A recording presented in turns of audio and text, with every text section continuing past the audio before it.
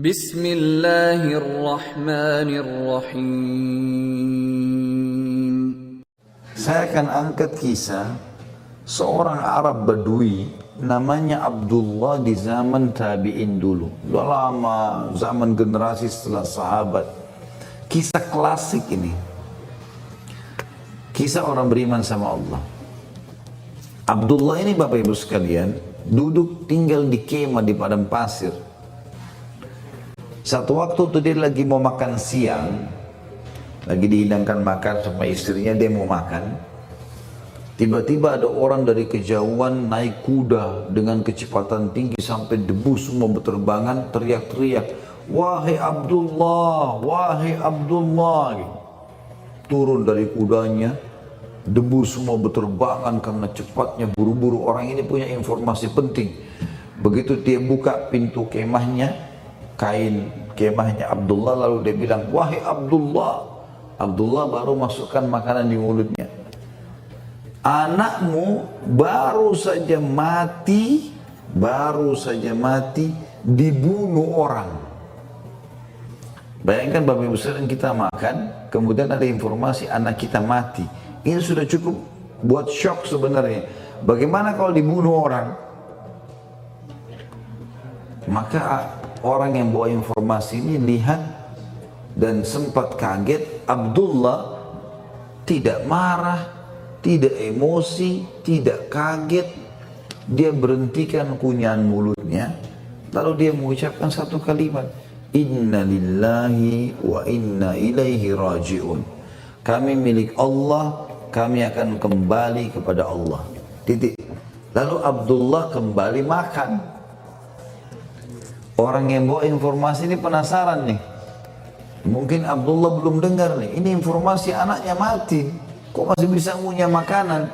Dia ulangi, "Wahai Abdullah, anakmu mati ditusuk orang." Abdullah sama saja. Berhentiin kunyahan mulutnya.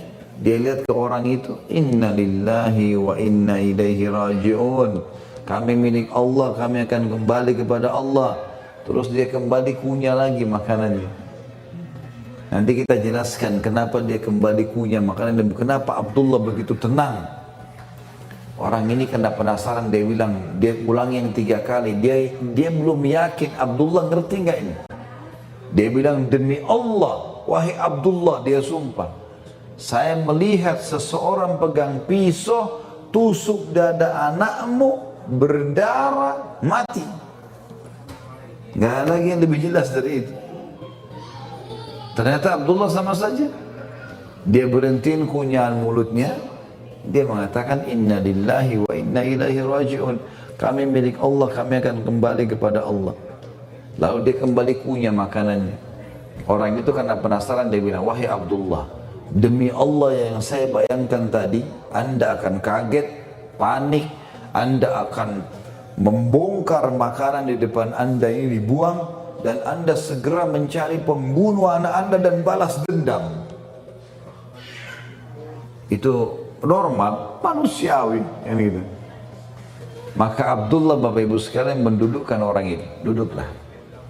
Ini dalam kondisi anaknya mati ditusuk orang. Perhatikan. Dia bilang, "Duduklah." Lalu dia nasihati orang itu. Apa yang dia bilang?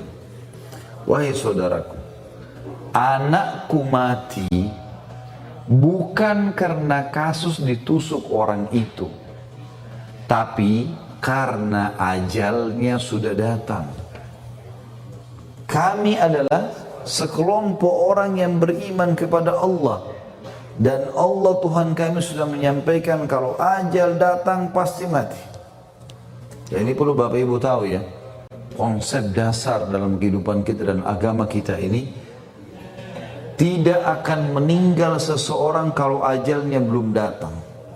Berapa banyak orang sakit stroke 10 tahun tidak mati-mati karena belum datang ajalnya. Berapa banyak orang yang tabrakan mobil masih bisa selamat. Berapa banyak orang yang pesawatnya jatuh di lautan masih bisa selamat setelah sebulan di lautan, 3 minggu, 2 minggu gitu kan. Dan berapa banyak orang yang keluar dalam kondisi sehat, seorang olahragawan, bahkan tidak asing lagi di YouTube sekarang cuplikan, ada orang lagi main bola, mati. Gak ada apa-apa, sehat, olahragawan. Maka yang membuat orang mati itu karena ajal. Kasus tabrakan, kasus sakit itu penyebab saja, penyebab. Yang nanti manusia jadi punya cerita. Oh, orang ini tadi malam duduk sama saya. Oh, orang ini memang tadinya sakit. Cerita. Tapi kita tahu orang beriman kalau itu karena ajal. Ajal artinya batas terakhir yang sudah Allah kasih. Allah bilang فَإِذَا جَاءَ أَجَلُهُمْ لَا يَسْتَخِرُونَ سَاعَةً وَلَا يَسْتَقْدِمُونَ. Kalau ajal mereka datang tidak akan dicepatkan sesaat, tidak akan diterlambatkan sesaat. Kalau ada Bapak Ibu yang belum paham, saya coba jelaskan poin ini penting. Dalam Islam Bapak Ibu sekalian, mati itu cuma satu. Kita tetap masih di kisah Abdullah ya. Mati itu satu. Kalau misalnya ada orang ditabrak kereta api, kepalanya hancur. Ada orang tenggelam di lautan, dicabik-cabik badannya sama ikan. Ada orang yang di pesawat meledak, tidak ditemukan sepotong pun badannya. Dengan ada orang mati di atas ranjang dalam kondisi istana besar, tidak sakit, di bawah AC dan selimut yang bagus. Tetap dalam Islam namanya mati sama. Dan yang dirasakan sama. Sakaratil maut. Proses pencabutan ruh. Nggak ada lagi dalam Islam itu Bapak Ibu sekalian orang yang ditabrak kereta api, aduh kepala saya sakit. Orang yang tenggelam di lautan dicabik ikan, aduh badan saya sakit. Orang yang meledak di pesawat terbakar, aduh badan saya panas. Nggak ada lagi. Prosesnya hanya ruhnya dicabut. Kalau dia orang beriman sederhana, akan mudah keluar dari ruhnya seperti air yang dikeluarkan dari mulut kendi. Kalau dia orang fasik atau orang kafir, fasik orang muslim masih banyak dosanya, atau orang kafir, maka akan sulit keluar dari badannya. Seperti itu saja konsepnya. Maka teman-teman sekalian, ajal ini kalau datang akan menjadi penyebab orang mati, gitu kan? Dan ajal ini ada di setiap benda, bukan cuma manusia. Saya kasih contoh, pernah ada sahabat Nabi di Madinah, Bapak Ibu sekalian, anaknya mati. Maaf, sekeliru. Pembantunya pecahin piring. Jadi dia baru beli piring, jatuh pecah piring itu, dipecahin oleh pembantu. Dia marah-marah sama pembantunya.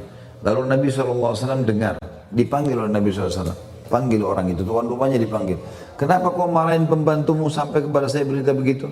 Ya Rasulullah, saya baru beli piring, piringnya dipecahin. Kata Nabi SAW, maaf, sampai saya selesaikan dulu kisah ini baru kita azan. Kata dia, ya Rasulullah, saya baru beli piring dipecahin sama dia. Kata Nabi SAW, jangan kau marahi pembantumu karena piring yang dipecahkan oleh pembantumu punya ajal sebagaimana kau punya ajal. Kalau bukan pecah di tangannya, akan pecah di tanganmu. Ini gelas, Bapak Ibu sekalian, punya ajal. Kalau saya pegang, saya bawa ke depan masjid misalnya, terus jatuh kena lantai pecah, saya atau Bapak Ibu yang pegang akan pecah pada saat itu. Punya ajal. Kita lagi naik mobil, tiba-tiba bannya pecah, ajal bannya sudah datang. Kita beli baju, baru beli baju, pegang setrika, pas setrika hangus, ya. Itu penyebabnya saja setrikanya. Karena berapa banyak baju yang kita setrika nggak hangus-hangus, ajalnya memang di situ. Berapa banyak makanan yang kita beli taruh di kulkas, besok kita buka sudah berjamur, sudah datang ajalnya. Maka kata orang ini, anak saya mati bukan karena ditusuk, karena ajalnya datang. Kalau ajal belum datang, biar 10 orang yang tusuk tidak akan pernah bisa. Ya, seperti itulah.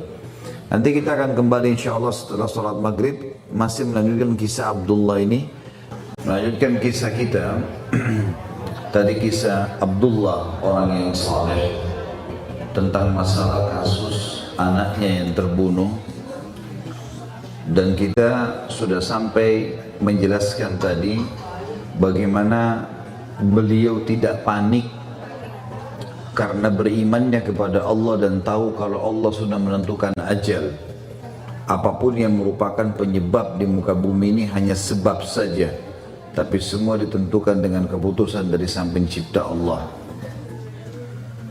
Setelah beliau menjelaskan kalau anak saya mati tadi karena ajalnya dan bukan karena tusukan orang itu, beliau lalu berkata kepada orang yang membawa informasi tentang kematian anaknya, dan ketahuilah kalau saya ikuti tadi apa yang kamu bilang, makanan ini saya buang, maka itu mubadzir.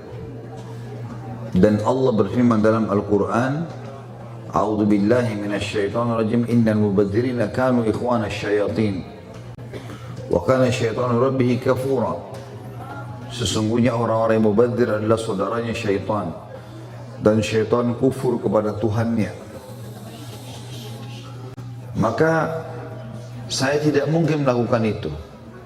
Yang saya lakukan sekarang adalah saya akan makan makanan ini supaya tidak mubadzir seperti yang kamu tadi bahasakan, disuruh buang. Lalu kemudian saya akan pergi dan mengurus jenazah anak saya. Apa yang membuat si Abdullah, Bapak Ibu sekalian, begitu tenang menghadapi kematian anaknya? Karena dia tahu dia punya Tuhan Allah, dan Allah memberikan panduan kepada dia kalau kematian datang tidak bisa ditolak, dan apapun yang menjadi penyebab hanya sekedar penyebab. Intinya dia sudah sampai pada saat itu akan mati. Dan juga dia tidak mau panik. Tidak perlu panik karena memang itu sudah akan terjadi, sudah pasti terjadi. Dan tidak mau membuang-buang makanan yang sedang dia makan. Dan ini alasan kenapa dia tetap mengunyah makanan tersebut, supaya dia tidak mengikuti syaitan yang telah dilarang oleh Allah untuk mengikutinya. Inilah Bapak Ibu sekalian gambaran tentang orang saleh.